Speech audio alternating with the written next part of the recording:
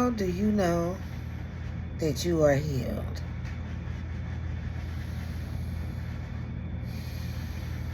Welcome to Dawkins Enterprise. You are here with Sister Sharice,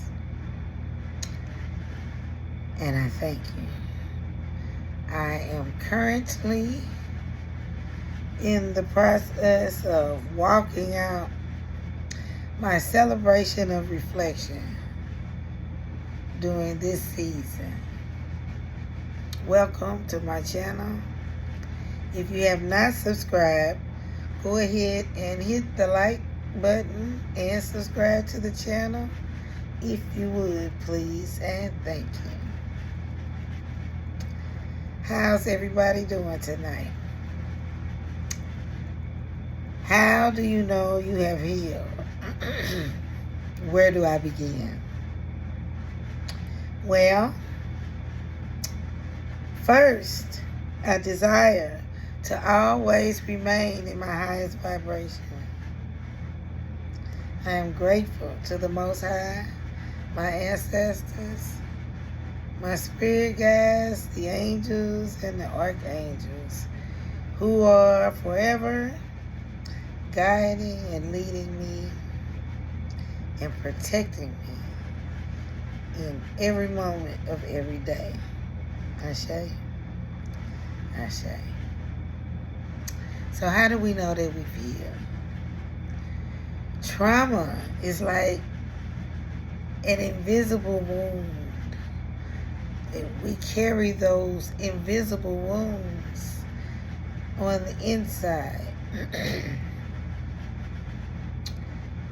The invisible wound is a warpedness, so to speak. When we remain unhealed, we say and we do things out of that unhealed energy. That trauma, it influences the way we receive things, how we feel, and how we react, and the actions that we base off our misconceptions. Those things that came from an unhealed understanding.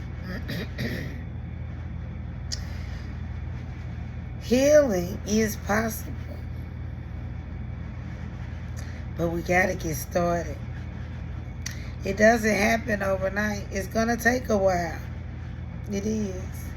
And it's not an experience that will be the same. We can need healing in more than one area at the same time. No healing takes place the same, you know. The way you heal and the way I heal may be different, you know. During that time of healing, it seems as though your emotion is like a roller coaster ride. Not to mention, while you're healing, you know, when you make up your mind to do something, and you're like, yes, okay, I'm finna do this. I don't know how I'm gonna do it, but I'm finna take. Before you even make the steps, once you make up your mind, the enemy, and I say that word, I'll explain. But once you make up your mind, the enemy gets busy and start working through other people to distract you from that decision that you just made. So not only do you have to deal with your emotions and, you know, the change in your emotions when deciding to face these traumas. Then you got the people who are noticing or sensing a change is coming in you, because it is not through flesh and blood that we have these discrepancies. It is principalities. Believe that.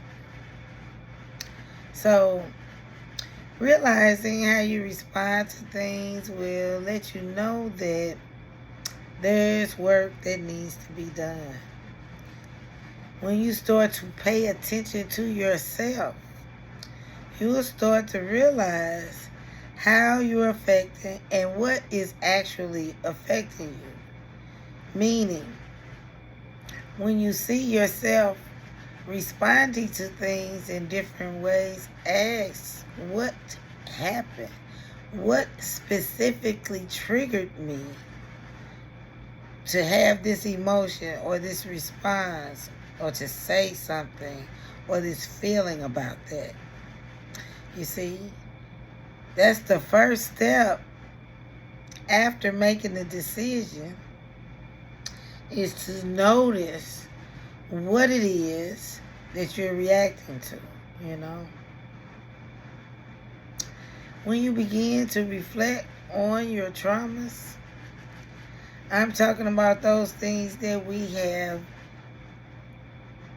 pushed way down. You know, we compartmentalize things that we don't want to deal with, that are too hard to deal with. And it might be for at that time that you needed that. Our bodies have a way of protecting us, but we can't leave it there forever. That's where dis-ease comes into play. Dis-ease will come in your body when you continue to push things down and not deal with them. So as you begin to reflect on what you have compartmentalized, you've got to just pull it up out of you and look at it and reflect on what actually happened. You know, just go through what happened in your head. You gotta face it. You're going to feel it. And then you're going to look at it from a different perspective, because now we've got to go through it to get through it so that we can come out on the other side unbroken. We got to put those pieces together. It starts with forgiveness, because we just kick ourselves so much worse than the enemy ever would. And we do that. That's what we do.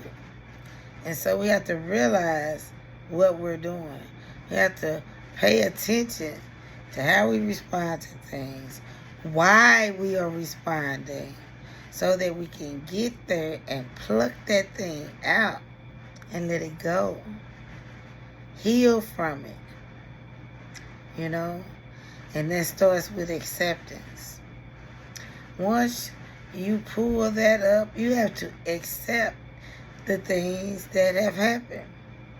We all know the serenity prayer, right? So, acceptance. And not, see, a lot of times we say things out of our mouth, but that fake it till we make it does not work.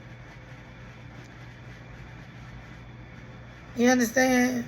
It can't be fake. That's why things keep happening the way they do, because we are not being real. It's something about being real with yourself. I'm telling you, if you be for real, I'm talking about, and it ain't got nothing to do with nobody else. When you be for real with yourself, it's talking. If you heard that song before about break that chain, or the chain is breaking, whichever songs that resonate with you about breaking chains, something happens to where it's like a freedom with acceptance. Accepting the things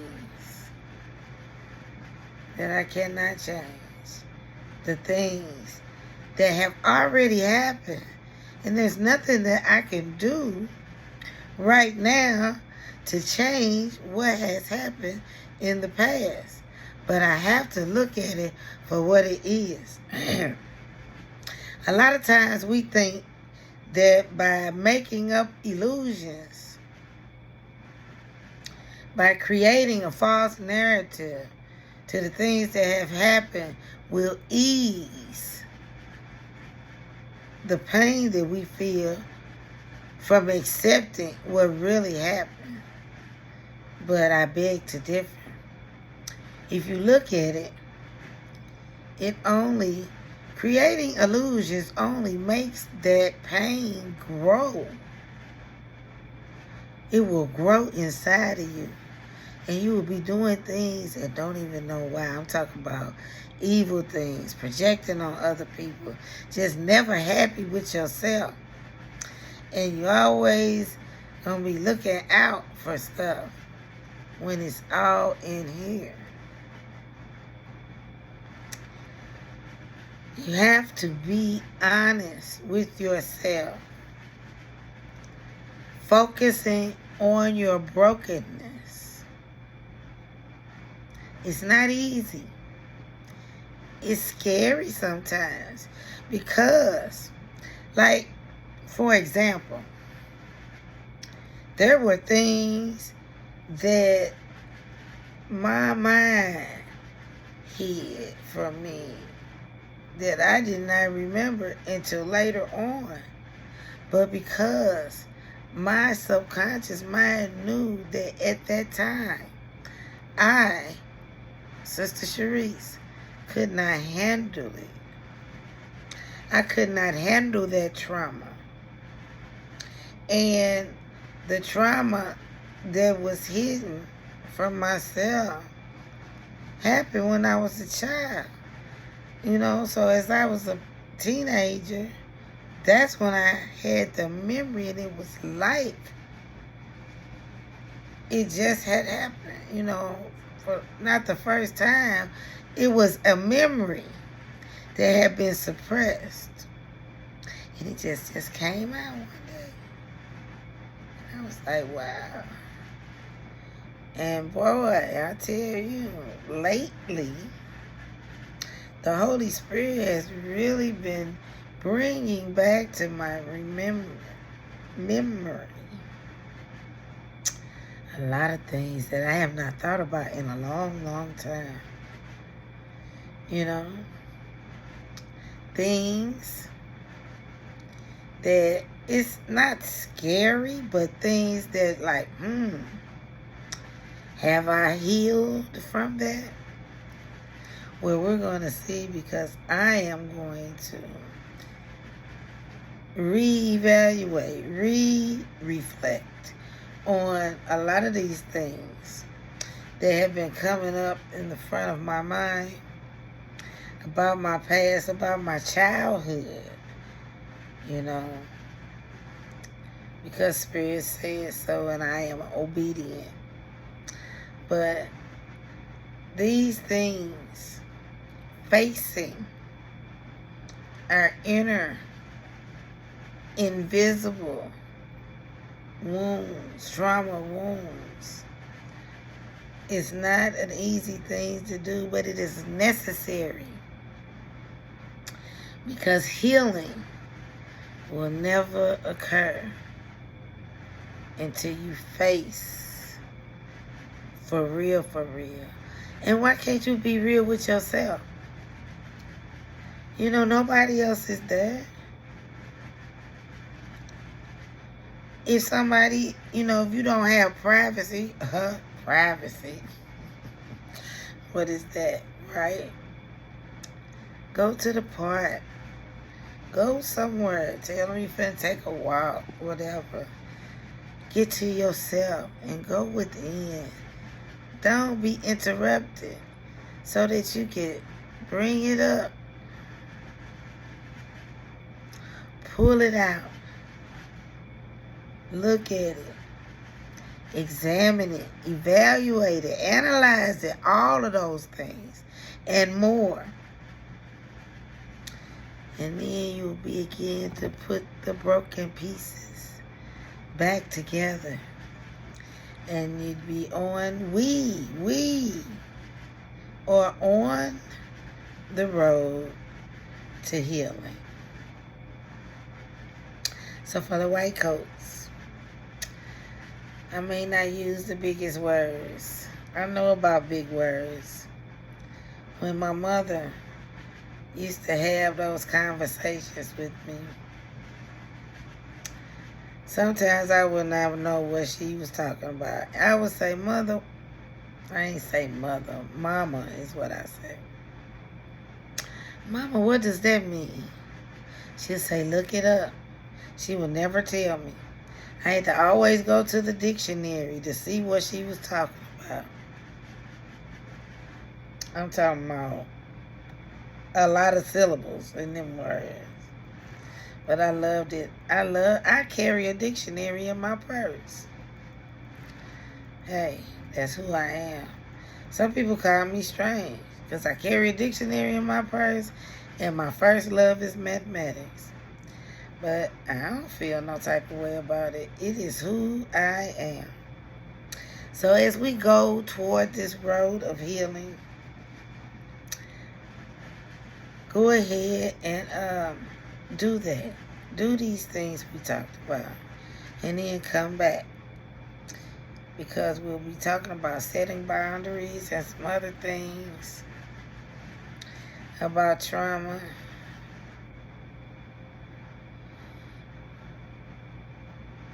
Etc., etc.